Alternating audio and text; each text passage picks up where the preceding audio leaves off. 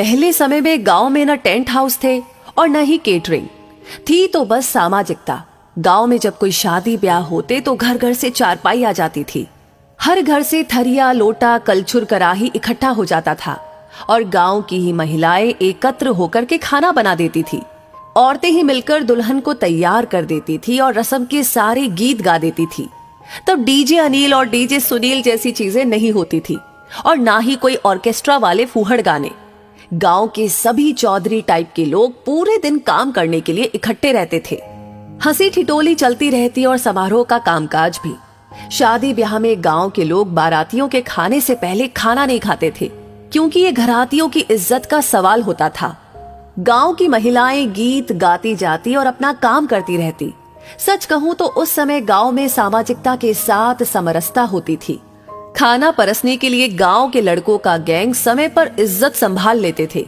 कोई बड़े घर की शादी होती तो टेप बजा देते, जिसमें एक कॉमन गाना बजता था, मैं सेहरा बांध के आऊंगा मेरा वादा है। और दूल्हे राजा भी उस दिन खुद को किसी युवराज से कम न समझते। दूल्हे के आसपास नाव हमेशा रहता। समय समय पर बाल झाड़ते रहता था कंघी से और समय समय पर काजल पाउडर भी पोत देता था ताकि दूल्हा सुंदर लगे। फिर दोबारा का चार होता, फिर शुरू होती पंडित जी की महाभारत जो रात भर चलती रहती। फिर कोहबर होता और ये वो रस्म है जिसमें दूल्हा दुल्हन को अकेले में 2 मिनट बतियाने के लिए दिया जाता। लेकिन इतने कम समय में कोई क्या खाक बात कर पाता। सवेरे खिचड़ी में जम के गारी गाई जाती और यही वो रस्म है जिसमें दूल्हे राजा जेम्स बॉन्ड बन जाते। हम नहीं खाएंगे खिचड़ी। फिर उनको मनाने कन्या पक्ष के सब जगलर टाइप के लोग आते। अक्सर दूल्हे की सेटिंग अपने चाचा या दादा से पहले ही सेट रहती थी और उसी अनुसार आधा घंटा की पौन घंटा रिसियाने का क्रम चलता और उसी से दूल्हे के छोटे भाई सहबाला की भी भौकाल टाइट रहती। लगे हाथ वो भी कुछ न कुछ और लहा लेता। फिर एक जयघोष के साथ खिचड़ी के गोले से एक चावल का कण दूल्हे के होठों तक पहुंच जाता और एक विजयी मुस्कान के साथ वर और वधू पक्ष इसका आनंद लेते।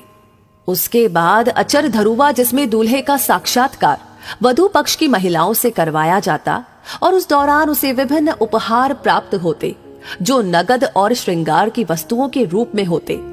इस प्रक्रिया में कुछ अनुभवी महिलाओं द्वारा काजल और पाउडर लगे दूल्हे का कौशल परीक्षण भी किया जाता और उसकी समीक्षा परिचर्चा विवाह बाद आहूत होती थी और लड़कियां दूल्हा के जूता चुराती और 101 रुपए में मान जाती।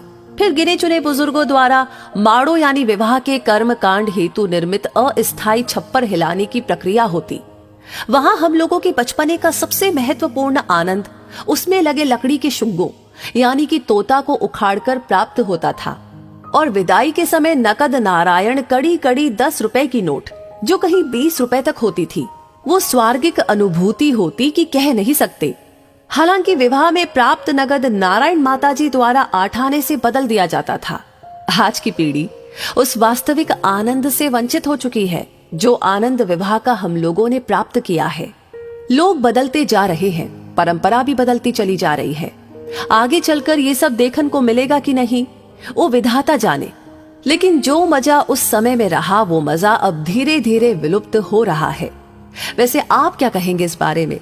आप कितना सहमत है? आपकी क्या राय है? हमें जरूर बताएं और इस वीडियो को ज्यादा से ज्यादा शेयर जरूर करें। आपका हर एक लाइक, हर एक कमेंट और हर एक शेयर हमें मोटिवेट करता है ऐसी चीजें, ऐसी बातें आप तक पहुंचाने के लिए। साथ ही हमारी हर वीडियो को सबसे पहले पाने के लिए हमारे पेज को फॉलो करना ना भूलें।